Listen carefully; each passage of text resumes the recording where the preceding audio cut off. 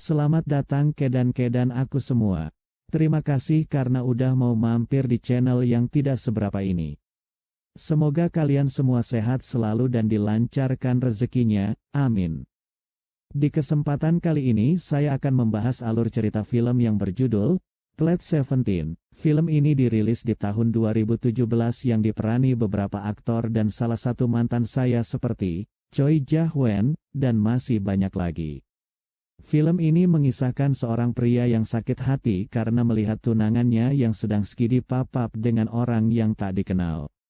Namun di suatu pagi tiba-tiba dia kedatangan seorang bidadari yang turun dari kayangan dan akan menjadi tetangga kosnya. Apakah yang akan terjadi pada pria malang tersebut?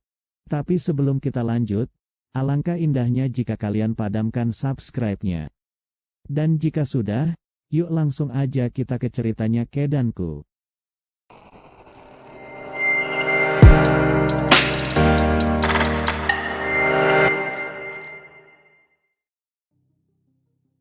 Film ini berawal dari pagi yang cerah.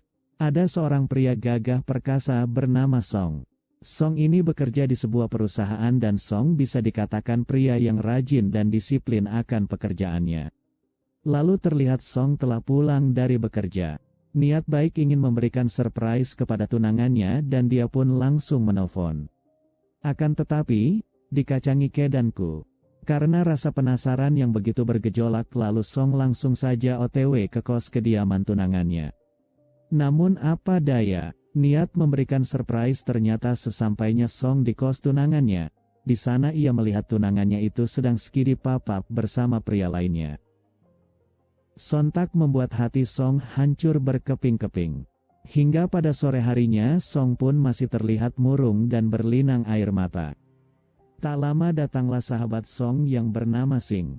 Di sana Sing bertanya kenapa wajah Song seperti bakwan yang kebanyakan sayur kol.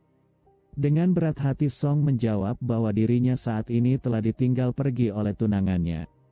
Kemudian Sing mengajak Song untuk pergi nyarik angin bentar untuk melupakan permasalahan yang dihadapinya saat ini. Kemudian Sing menyemangatinya layaknya kaulah bulanku kaulah bintangku gara-gara kau banyak hutangku. Oke lanjut ke ceritanya. Dan tiba-tiba, tunangannya itu datang dan mengembalikan barang-barang pemberian Song selama ini dan dia pun pergi. Di keesokan harinya, nah di sini nih awal mula skidi papap dimulai. Song kedatangan seorang gadis manis mulus dan bening. Gadis itu bernama Se-hyeong. Di sana Hyeong meminta bantuan kepada Song untuk membantunya membawakan barang bawaannya. Usut punya usut gadis manja satu ini akan menjadi tetangga kosnya si Song. Keberuntungan Song hampir mencapai puncak yang dimana Hyeong mengajak Song untuk makan malam bersama. Di sana mereka saling berkenalan satu sama lain. Malam pun semakin larut, perbincangan mereka pun sudah menjurus ke masalah pribadi. Di sana Song curhat bahwa dirinya saat ini telah ditinggal oleh tunangannya. Mendengar curhatan dari Song secara tiba-tiba Hyeong mengatakan, rela memenuhi semua keinginan dari Song. Namun, Hyeong akan hidup bersama Song hanya dalam kurun waktu 3 minggu ke depan. Mendengar ucapan dari Hyeong, membuat Song berpikir bahwa Hyeong ini hanya bercanda gurau karena telah kebanyakan minum. Namun ia membantah perkataan dari Song. Dan berkata bahwa, ia siap memuaskan tongkat kepala botak si Song. Tak lama kemudian saat Song berada di kamarnya, Hyeong mencoba menelpon Song melalui video call. Ternyata Hyeong mencoba memancing nafsu dari Song dengan menurunkan tali bajunya yang imut.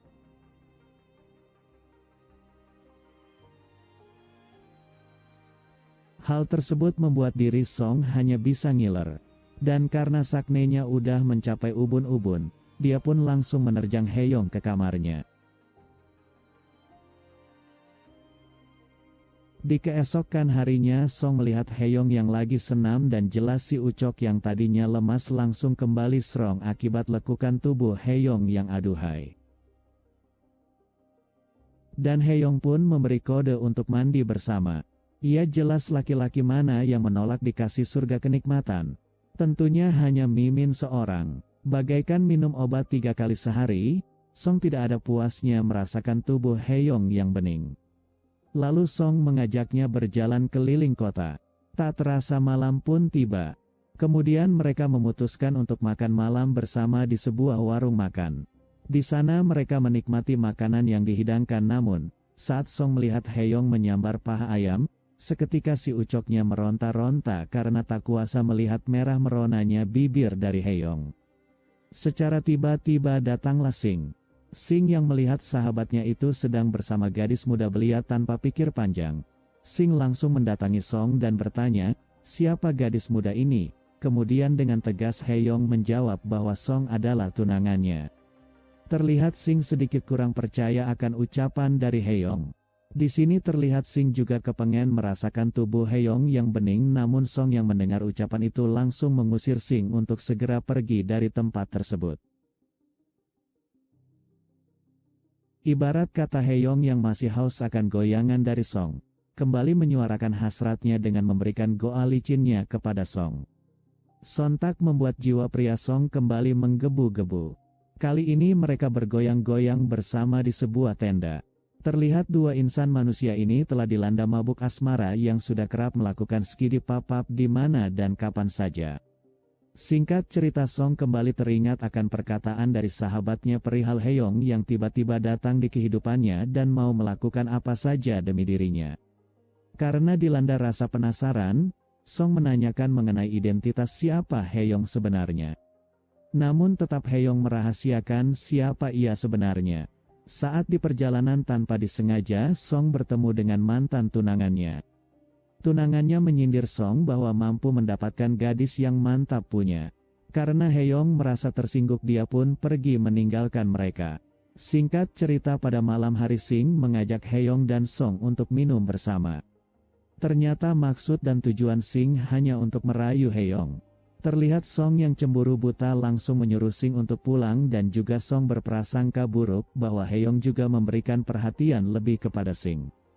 Karena merasa bersalah, pagi-pagi buta Haeyong mencoba menggoda Song dengan cara mengelus si ucoknya Song. Namun apa daya, ternyata Haeyong salah sasaran. Ia malah menggosok-gosok batang si ucoknya Sing yang menginap di kamar Song. Alhasil mereka pun terkejut gak jelas, dan menyulut api amarah dari Song yang semakin membara. Namun, dengan kekuatan cinta akhirnya mereka kembali berbaikan dan berolahraga gembira bersama. Pada malam harinya, Song yang akan kembali ke kosnya berhenti sejenak di Indomaret untuk membeli Kinder Joy untuk Haeyong. Terlihat di sana ada seorang gadis yang wajahnya mirip dengan Haeyong. Karena masih dihantui rasa penasaran mengenai siapa sebenarnya Haeyong, Song coba mencari tahu identitas Haeyong lewat koper bawaannya. Secara mengejutkan, ia menemukan sebuah remote yang bertuliskan The Min 12. Kemudian sesampainya di kamar, ternyata Haeyong sudah menunggunya dengan sebuah pizza kesukaan Song. Karena masih tak puas dari jawaban dari Haeyong sebelumnya, Song kembali menanyakan perihal identitas dari Haeyong.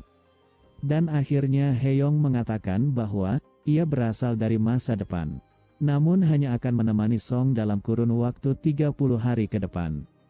Karena merasa jawaban dari Haeyong yang tidak masuk akal, kembalilah terjadi cekcok di antara mereka. Ternyata Sing telah memantau mereka sedari awal dari balik jendela. Melihat hubungan mereka yang telah renggang, kemudian Sing memiliki rencana busuk untuk dapat merasakan tubuh indahnya Haeyong. Dari sini terlihat rencana busuk Sing yang mengajak Haeyong minum-minum agar segera teler. Dan akhirnya rencana busuk Sing pun berjalan dengan lancar. Terlihat Haeyong pun sudah dibuatnya teler dan langsung dibondong ke sebuah penginapan. Di sana ia hendak memulai aksinya. Namun naasnya, Haeyong keburu tersadar dan juga tidak sengaja menendang ucoknya Sing. Hingga Sing terjungkal, bahkan ia terkulai lemas tak berdaya. Dan di sisi lain ternyata Song yang juga sudah teler dibawa ke sebuah penginapan dengan mantannya. Dan saat tersadar, betapa terkejutnya Song melihat mantannya itu sudah berada di sisinya. Seketika mereka pun ingin pergi keluar dari penginapan tersebut. Namun secara bersamaan bertemulah dengan Sing dan Haeyong. Tak pikir panjang, Song yang sudah diselimuti rasa cemburu buta langsung meluapkan rasa emosi dan kekecewaannya kepada Haeyong. Mungkin ini yang dikatakan jodoh tak kemana. Karena begitu banyak masalah yang datang kepada Song dan Haeyoung, justru hal tersebutlah yang semakin mempererat rasa kasih sayang mereka. Dan akhirnya mereka menginap di sebuah hotel untuk melupakan semua masalah yang mereka alami selama ini. Tak butuh waktu lama kali ini mereka sudah berani melakukannya di sebuah kolam renang.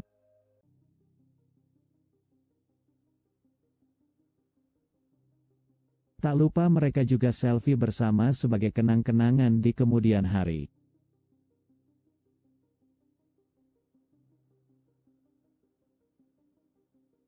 Singkat cerita, saat Song berjalan sendirian, tiba-tiba ia bertemu lagi dengan gadis yang wajahnya mirip seperti Haeyoung. Di sana Song menarik tangan gadis itu. Namun ternyata, gadis itu tak mengenal dirinya karena dipenuhi rasa kebingungan, akhirnya Song menceritakan pengalaman yang baru saja ia alami kepada Haeyoung. Di sana Haeyoung menjelaskan bahwa gadis itulah yang akan menjadi jodohnya di kemudian hari. Diceritakan bahwa dulu mereka berdua adalah sepasang kekasih. Namun, suatu ketika Song mengalami kecelakaan. Haeyoung juga menjelaskan bahwa esok adalah hari terakhirnya bersama Song. Sontak membuat hati Song begitu terpukul akan kisah asmara yang dialaminya.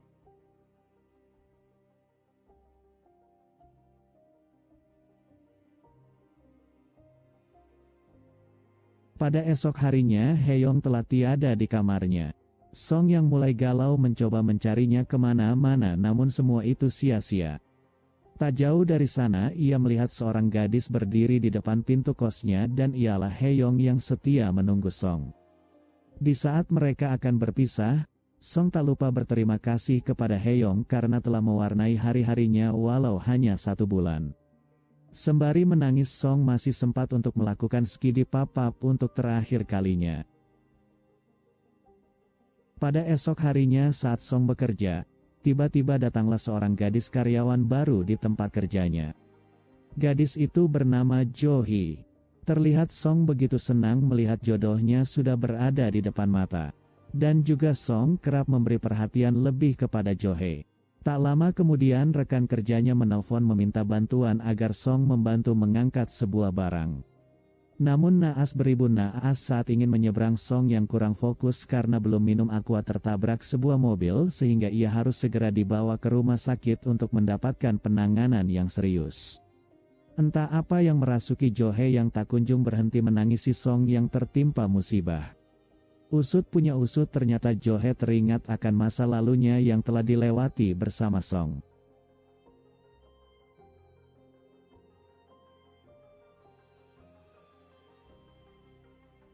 Di akhir scene terlihat Song yang telah keluar dari ruang rawat dan dia pun mengalami patah kaki dan Jo Hee pun mengatakan bahwa ia telah mengingat kejadian yang selama ini mereka berdua lalui bersama lalu. Film pun selesai.